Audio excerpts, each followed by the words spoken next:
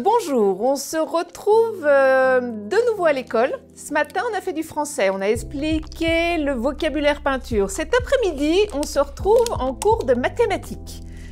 Pas de souci, il n'y a pas de calcul mental. C'est des prises de surface, c'est de la géométrie. Donc généralement, on a tous aimé la géométrie ou plus ou moins compris la géométrie. Là, de façon très ludique, je vous ai dessiné au tableau une pièce en dessin très simple, hein, en graphisme très simple pour vous expliquer la façon de métrer.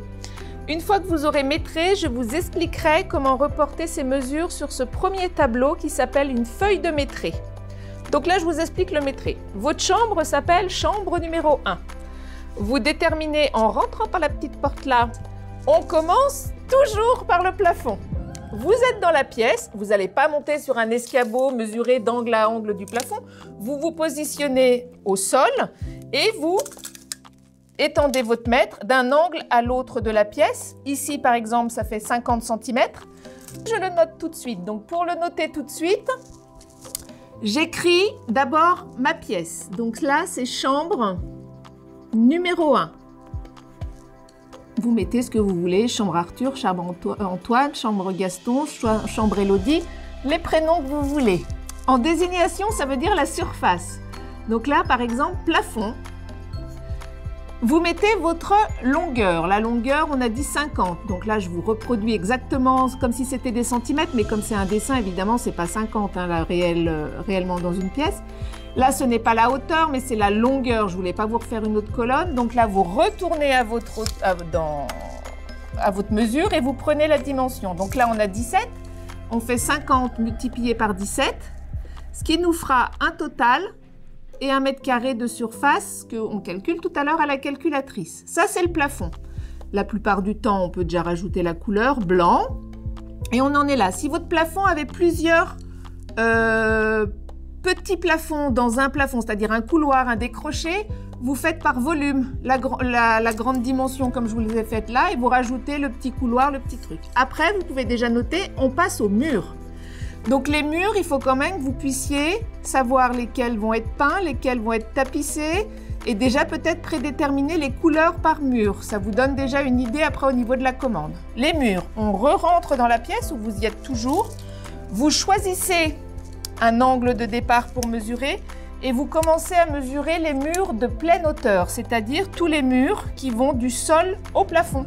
Vous vous calez dans le premier angle, vous allez jusqu'à la porte, vous bloquez avec votre doigt.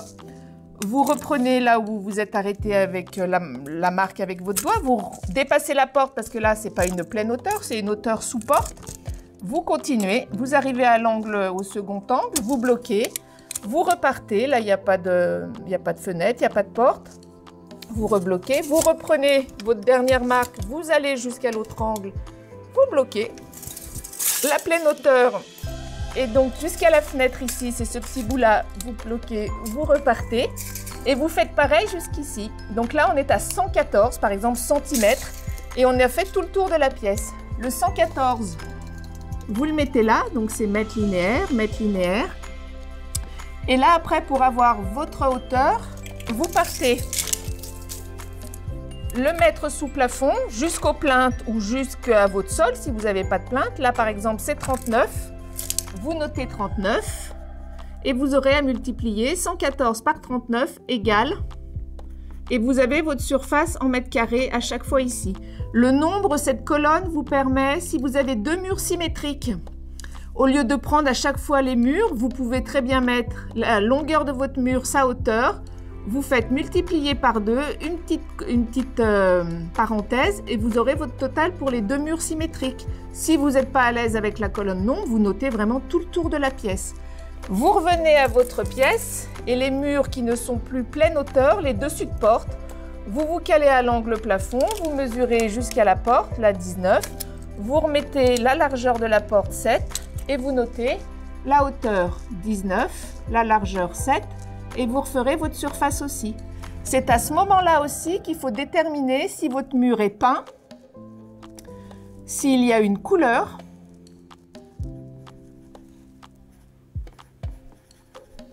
ou si du papier peint ou un revêtement.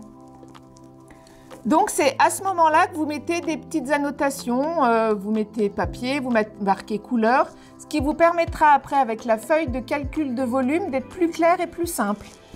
Maintenant il nous reste à mesurer les boiseries et les fenêtres. Donc tout pareil, exactement la même technique. On prend notre mètre, on mesure bien le cadre et sa porte. Si la porte est vitrée, on peut enlever après la vitre en faisant une soustraction.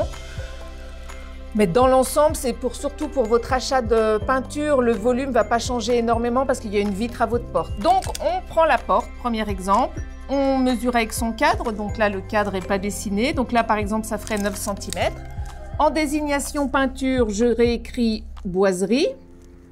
Et là, je précise porte, communication, recto. Et si toutefois il y avait un verso, il faut le préciser aussi parce que c'est à ce moment-là qu'on mettra dans la colonne 2, parce qu'en calcul de surface, il y a un recto-verso, donc 2 fois la surface. Donc là, par exemple, il n'y a que le côté chambre que je veux peindre, donc je mets recto. En largeur, c'était 90. Je retourne à ma porte, je mesure la hauteur 20. Donc là, c'était 9, excusez-moi, pas 90, 20. Je multiplie 9 par 20, donc on aura une surface pour la porte de 180, calcul mental, s'il vous plaît. Et là, on est en mètres carrés. On a la porte.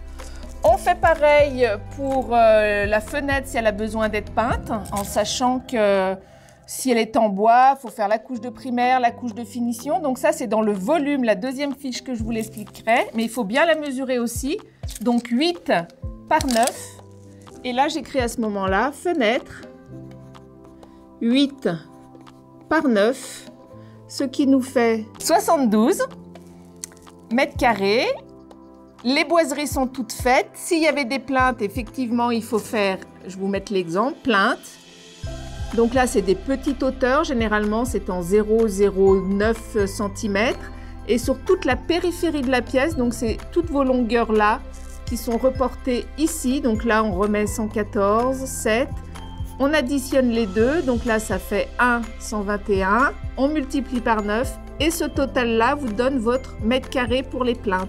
Je crois que pour cette première étape, je vous ai expliqué le plus simplement possible pour faire un métré. Donc vous êtes toujours dans la pièce et une fois que vous avez cette feuille-là, vous avez repéré vos murs, repéré les surfaces par mur si vous voulez mettre les couleurs. Vous retournez à votre table d'écolier, vous avez le droit de prendre votre calculatrice et on va faire le métré pour après passer au volume. J'espère que j'ai été assez claire. J'ai jamais trop aimé les mettre à l'école, mais là, dans le cas présent, on n'a pas le choix pour faire de la déco et de la peinture. À tout à l'heure, à nos bureaux.